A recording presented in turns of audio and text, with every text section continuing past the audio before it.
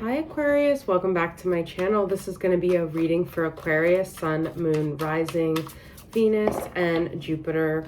Today is the 27th. We've got a solar eclipse coming up, a new moon in Taurus. But this is going to be a timeless reading, so whenever this video finds you, it was meant to find you. So what do we need for Aquarius? This is also for cross watchers. So those of you watching for Aquarius, this reading can resonate for your energy or for the Aquarius in your life or not in your life. All right. So what do we need to know about Aquarius right now? What is the current energy? I'm going to get one card for the overall energy for Aquarius, Sun, Moon, Rising, Venus, Jupiter.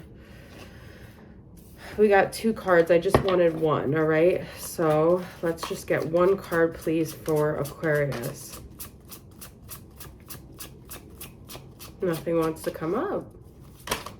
Perfect. Six of Wands, okay? So this is a positive energy. Six of Wands is all about victory, success, accomplishment, okay? But it also could be ego. There could be something going on with ego here.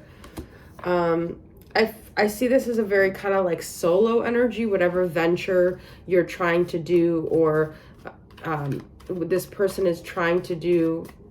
It's an independent energy. I'm seeing this accomplishment. Let's get some more cards about this. I'm almost hearing that like there was a breakup and this person's like feeling, well, let's see. We're going to get some more messages. Queen of Swords, Nine of Swords, Hierophant reversed, the World. We've got the World here. Capricorn energy, Gemini, Libra, Aquarius. Ten of Swords reversed. Nine of Swords, Hierophant reversed, and Five of Swords reversed. Okay.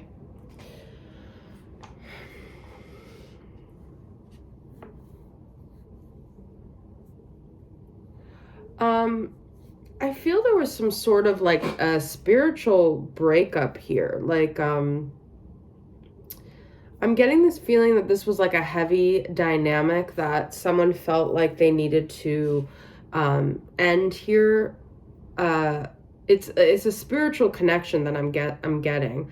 But I feel like whoever ended it feels like they're not sure if they made the right decision. They kind of want to go back. There was kind of like a hasty decision made here. Okay.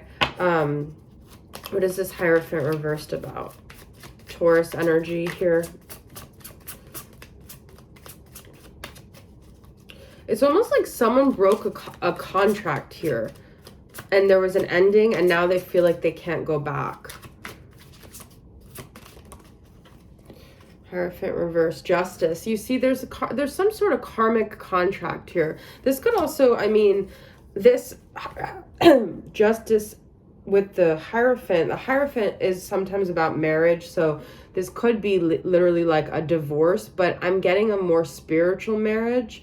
This is something that was karmically supposed to happen. What is this Ten of Swords reversed about? Eight of Swords. Someone was, I feel like someone wasn't like thinking clearly here with like ending it. They didn't know what to do. They felt stuck. Page of Pentacles, Capricorn, Taurus, Virgo. I feel like maybe they wanted to explore other things. What is this Nine of Swords about?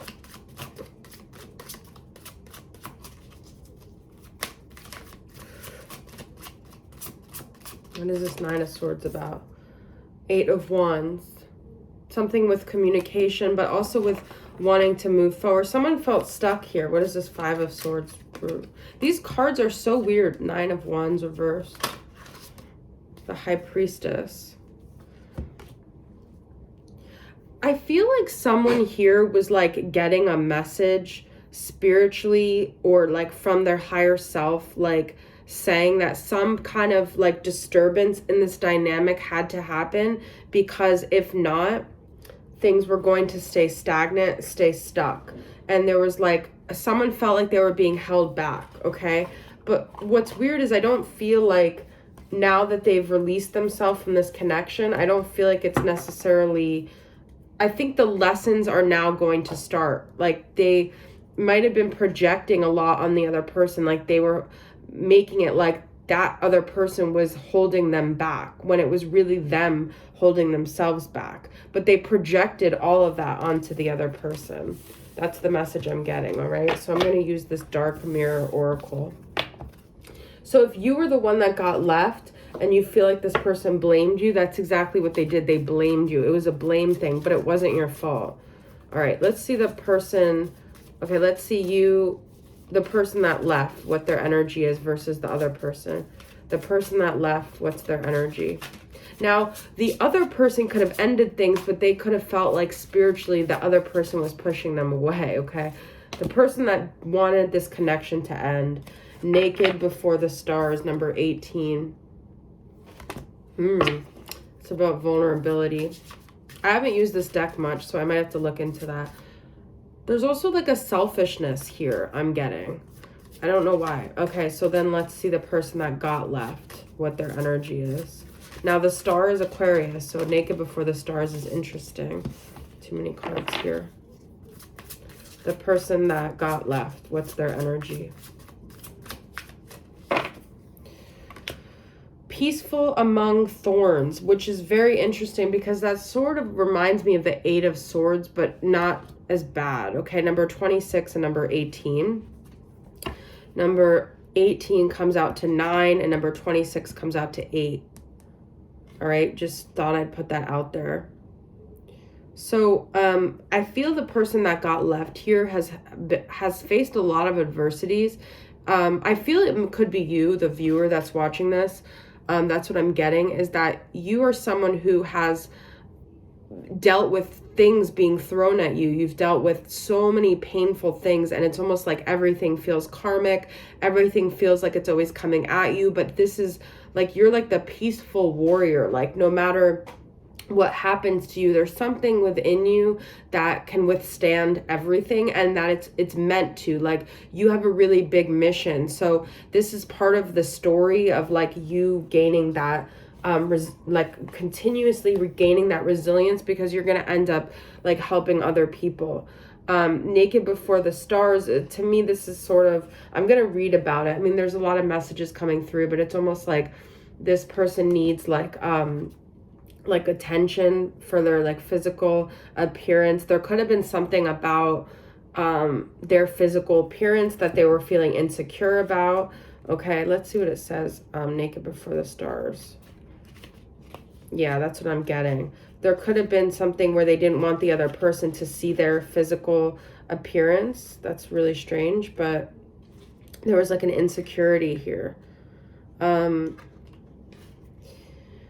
This is a beautiful curvy woman wears lacy lingerie. There is no perfection that is worth enough. There is imperfection as proud as the heavens. What do we see when we look in the mirror? Do we see something we like or something we dislike, something we care, or something we are slave to? What do we compare ourselves to? The stars of the media. This person has, their demons are around like their image, okay? So there's something to do with image. But this other person, this person that I feel is you guys as the viewer, peaceful among thorns, like you have more of an inner peace than they have. Like you don't, and you're not as shallow as they are. That's what I'm getting. They're a little bit more shallow. And so I feel like you guys are on different points in your spiritual journey. You've already, I don't even think you guys who are watching this or resonate with this other person being left, I don't think you've even had that in this lifetime where you're worried about like your appearance, or like you may, everyone has some of that, but I feel you're more on this like deep spiritual journey, whereas this person's still a little bit caught up in the superficial, unfortunately. I know that's like a hard pill to swallow, because it's like you maybe saw the beauty in this person both physically and externally, and they and you want to believe that they're not, like, you want to believe that they're deep, that they're like on your level. But I feel like sometimes, you know, what we want to believe, unfortunately, isn't. We're also projecting our own idealized version of who we think someone is.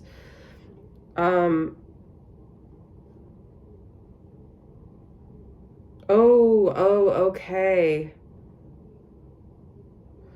This is interesting.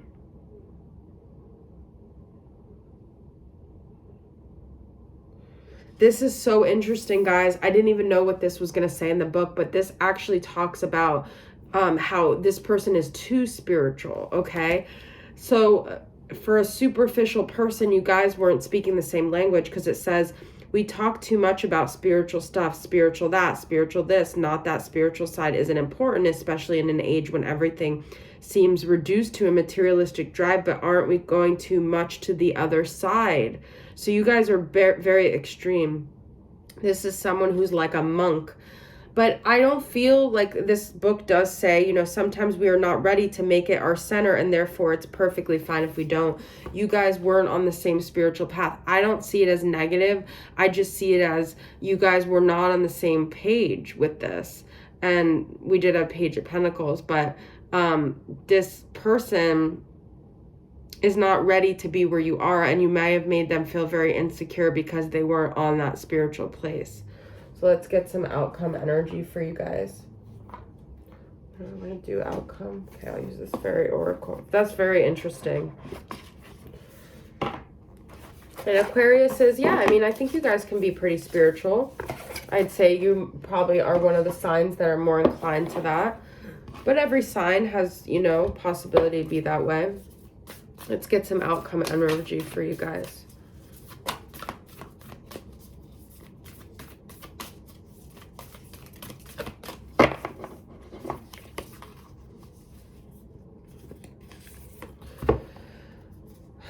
Fairy tales, letting go, detachment, moving on, number 19.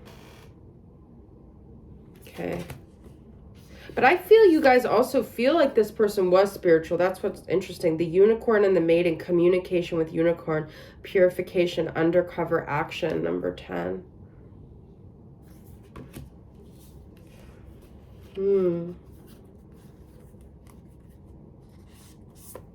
And child of the moon, forgiveness, transcending the ego.